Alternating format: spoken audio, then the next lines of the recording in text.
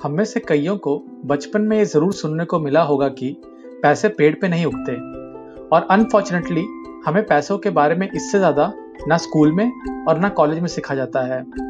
इस financial illiteracy की वजह से बहुत सारे लोग अपने कमाए हुए पैसे को ठीक से संभाल नहीं पाते। तो आज इस वीडियो में हम जानेंगे कि फाइनेंशियल प्लानिंग के बेसिक्स क्या हैं और आप अपने पैसों वाला पेड़ कैसे उगा सकते हैं। फाइनेंशियल प्लानिंग का मतलब है पैसे के बारे में समझना और ऐसे स्टेप्स लेना जिससे आप अपने लिए वेल्थ क्रिएट कर सकें। पर हमें फाइनेंशियल प्लानिंग करनी ही क्यों है? इसके कई रीजंस हो सकते हैं, जैसे कि अपने सपनों को पूरा करने के लिए, या सोसाइटी में अपना रुतबा बढ़ाने के लिए, या दूसरों की मदद के लिए। हर आदमी का अपना एक रीजन होता है और इसमें ना कोई अच्छा है और ना कोई बुरा। ज्यादातर लोग पैसा अपनी पढ़ाई के बाद 20 से 25 साल की एज में कमाना शुरू करते हैं। लगभग 55 से 65 साल तक रिटायर हो जाते हैं और उसके बाद 20 से 30 साल और जीते हैं। पहली जॉब से रिटायरमेंट के बीच में बहुत सारे ज़रूरी खर्चे आते हैं जिसे हम नीड्स कह सकते हैं और इनको हम अवॉइड नहीं कर सकते। नीड्स के कुछ एग्जाम्पल हैं अपनी खुद की हायर एजुकेशन, फिर शादी, फिर बच्चे, फिर बच्चों की पढ़ाई, उसके बाद बच्चों की शादी और अपना घर खरीदना, और जब तक घर नहीं है तब तक रेंट देना। पर इसके ऊपर से और भी कई चीजें हैं जो हमें चाहिए होती हैं पर ये जरूरी नहीं है, जैसा कि खुशी में सेलिब्रेशन या पार्टी, वेकेशन ट्रिप्स, ट्रैवल और अपना एक दूसरा घर खरीदना। उसी तरह हमारे रिटायरमेंट के बाद भी कुछ शौक हो सकते हैं, जैसा कि वर्ल्ड टूर करना, अपनी कमाई को अपने बच्चों में बांटना या चैरिटी में देना, या फिर एक स्पिरिचुअल लाइफ जीना।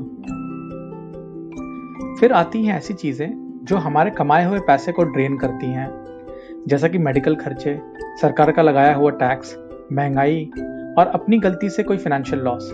फाइनेंशियल लॉस हर किसी को छोटा या बड़ा होता ही है। हमारे गलत शौक और आदतें भी फाइनेंशियल लॉस कराती हैं। उसके बाद नेचर या भगवान किसी भी वक्त इन सब चीज़ों को कभी भी ज्यों का त्यों कर सकता है।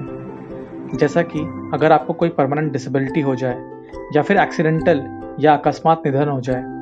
भगवान हम सबको लंबी और स्वस्थ उम्र दे, पर इसको कोई भी प्रेडिक्ट नहीं कर सकता है।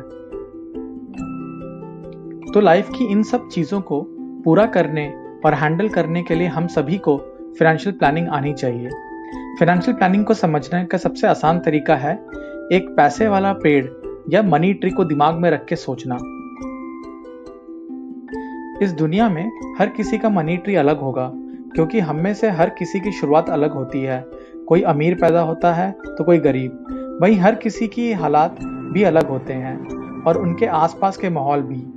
फिर उसके बाद उस इंसान के अपने अंदर की टैलेंट और मेहनत भी उसके मनी ट्री का शेप और साइज डिसाइड करती है। और लास्ट में लक या भगवान का साथ भी काफी डिफरेंस क्रिएट कर सकता है। पर एक कॉमन रूल है अपने मनी ट्री को बड़ा करने का, वो ये कि आप अपनी इनकम को हमेशा बढ़ाने की कोशिश करते रहें। ऐसा दो तरीकों से हो सकता है।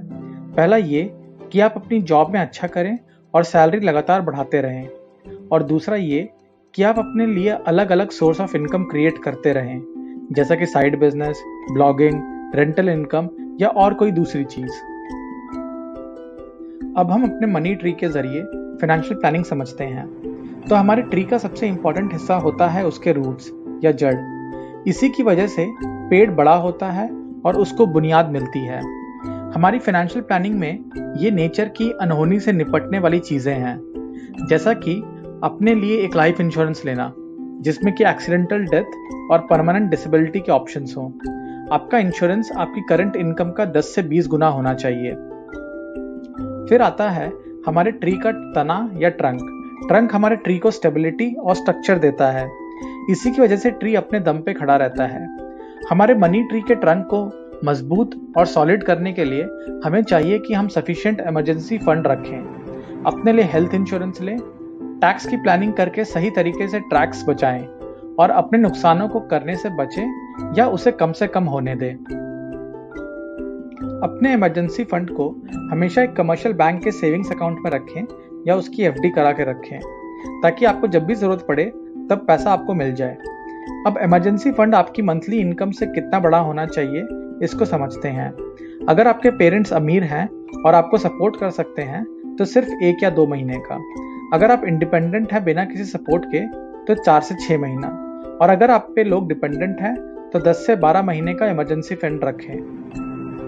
अब आते हैं हमारे मनी ट्री की ब्रांचेस पे।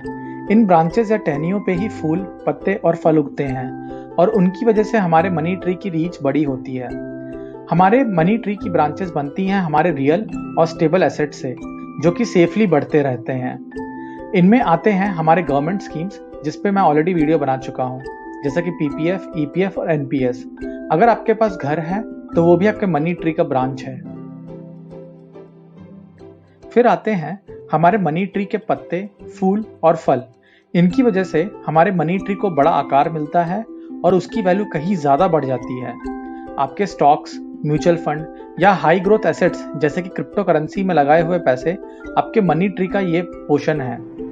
ये सबसे जल्दी बढ़ते हैं, पर खराब मौसम में सबसे पहले यही झड़ते भी हैं। तो ऐसे बनता है हमारा मनी ट्री, और इसी को समझ के हमें अपनी फाइनेंशियल प्लानिंग करनी चाहिए। हमेशा रूट से स्टार्ट करें और फिर ऊपर आएं। अगर आप अच्छे से फाइनेंशियल प्लानिंग समझ के करेंगे तो आप अपनी जिंदगी के सपनों को पूरा कर सकते हैं, और सबसे इंपॉर्टेंट है कि एक फाइनेंशियली स्टेबल लाइफ जी सकते हैं। आपकी क्या राय है इस बारे में? कमेंट्स में जरूर बताएं। अपना ख्याल रखें और नेक्स्ट वीडियो तक के लिए बाय बाय।